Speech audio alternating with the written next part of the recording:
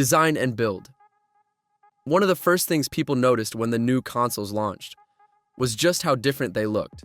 The PS5 is huge, standing taller than almost every console that came before it. Its futuristic design, with curving white panels and a black center strip glowing with blue lights, makes it look like a piece of tech pulled out of a sci-fi movie. Some gamers love the boldness, while others think it looks bulky and awkward. Its sheer size means it doesn't always fit neatly into entertainment centers, and you'll probably have to stand it upright or rearrange your setup. The Xbox Series X, in contrast, takes the opposite approach. It's a plain, minimalist, black rectangle, about the size of a small PC tower. It blends into a living room without drawing attention to itself, which is something many players actually prefer. The Series S, the smaller sibling, goes even further, compact, light, and portable. With a distinctive circular black vent, Microsoft clearly designed it with flexibility and simplicity in mind. So on design alone, it's a matter of taste. Do you want a statement piece or something discreet? Power and performance. When it comes to raw numbers, the Xbox Series X holds the crown. It's rated at 12 teraflops of graphical power compared to the PS5's 10.28. That sounds like a big difference, but in real gameplay, the gap is far smaller than those numbers suggest. Developers often optimize games differently for each system, and results vary. Some multi-platform titles look a little sharper or run a touch smoother on Xbox, while others perform slightly better on PS5. Both consoles support ray tracing for more realistic lighting, 4K resolution, and even up to 120 frames per second in certain games, provided you have a compatible TV. The Series S sacrifices some of that power, targeting 1440p instead of native 4K, but still delivers smooth performance for its price. Overall, both PS5 and Series X feel like massive leaps from the previous generation, giving you faster, sharper, and more responsive gameplay than ever before. Storage and load times. This generation introduced lightning-fast SSDs, and they've changed gaming in a big way. The PS5's SSD is slightly faster on paper, and in practice, games load incredibly quickly, often in just a few seconds. Fast travel systems that used to take half a minute now feel instant. Xbox's SSD is just a bit slower, but still worlds ahead of older consoles. Storage space, though, is a pain point. The PS5 offers 825 gigabytes, while the Series X gives you 1 terabyte, and the Series S only 512 gigabytes. After system software, you're left with less than that for actual games. Considering blockbuster titles can easily be over 100 gigabytes each, you'll run out of space fast. Sony allows you to expand storage with standard NVMe SSDs that meet speed requirements, which gives you flexibility but can get expensive. Microsoft uses proprietary expansion cards, which are easy to install but lock you into their pricing. In the end, both systems make upgrading storage possible, but not cheap. Controllers.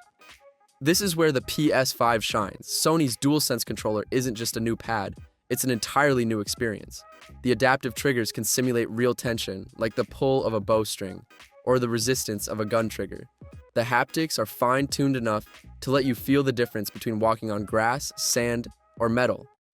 Games like Astro's Playroom showcase these features brilliantly, and when developers use them well, they make gaming more immersive than ever before. Microsoft's controller philosophy is, if it isn't broken, don't fix it. The Series X controller looks and feels very similar to the Xbox One's, but with small improvements. Textured grips, a redesigned D-pad, and reduced input latency. It's comfortable, reliable, and familiar, which many players love. While it doesn't have the flashy innovations of the DualSense, some gamers prefer its consistency, especially for competitive play. It's a question of immersion versus familiarity. Game libraries. Sony's biggest strength has always been exclusives, and that hasn't changed.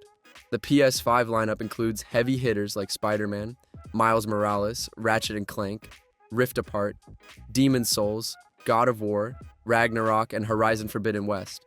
These games are cinematic, polished, and often push the hardware in ways few others do. If you care about story-driven, visually stunning single-player games, the PS5 delivers. Microsoft, however, has taken a different path.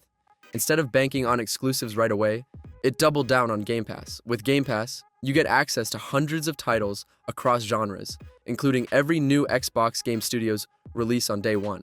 That means games like Halo Infinite, Forza Horizon 5, and Starfield don't require an extra purchase if you're subscribed.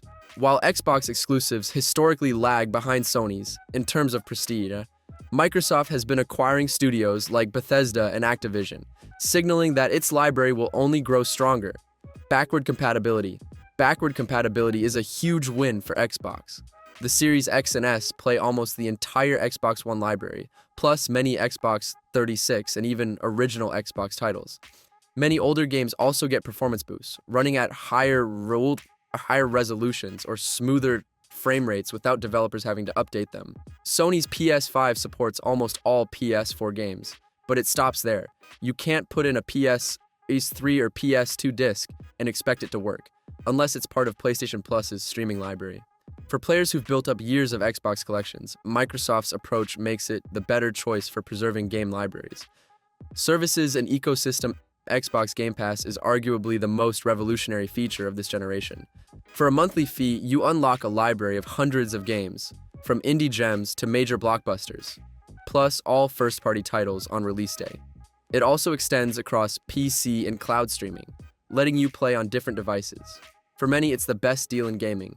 Sony revamped PlayStation Plus to compete, adding tiers that offer game catalogs and cloud streaming. While it's an improvement over the old version, it still doesn't fully match the sheer value and convenience of Game Pass. If you're the kind of gamer who wants access to tons of games without buying them individually, Xbox takes the edge here. Virtual reality and innovation. Sony has a clear advantage when it comes to VR. The PS5 works with PlayStation VR 2, which features high-resolution OLED screens, advanced haptics, and even eye tracking. It's one of the most advanced consumer VR headsets available, and it opens up a different world of gaming experiences. Microsoft hasn't entered the VR space at all with Xbox, leaving that entire area to Sony. If you're excited about virtual reality, the PS5 is the obvious winner. Price and availability. At launch, the PS5 and Xbox Series X both sold for $499, while the PS5 Digital Edition and the Xbox Series S were cheaper alternatives. Supply shortages made getting one at launch a nightmare, but availability has improved. The Series S remains the most budget-friendly option, often discounted below its launch price, making it appealing for casual gamers or those who don't need 4K. The Series X and PS5 are still premium at their core, but both occasionally see bundles and sales. Value depends on whether you prioritize long-term savings with Game Pass or big exclusives that justify Sony's pricing. The verdict. So which console comes out on top?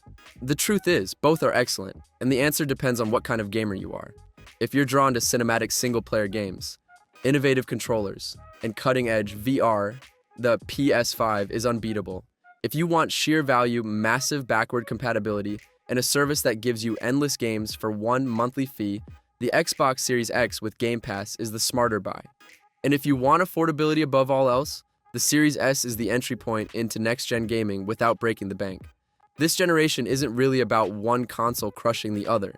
Instead, it's about choice. Sony and Microsoft have taken different strategies, and that means players can pick the experience that fits them best.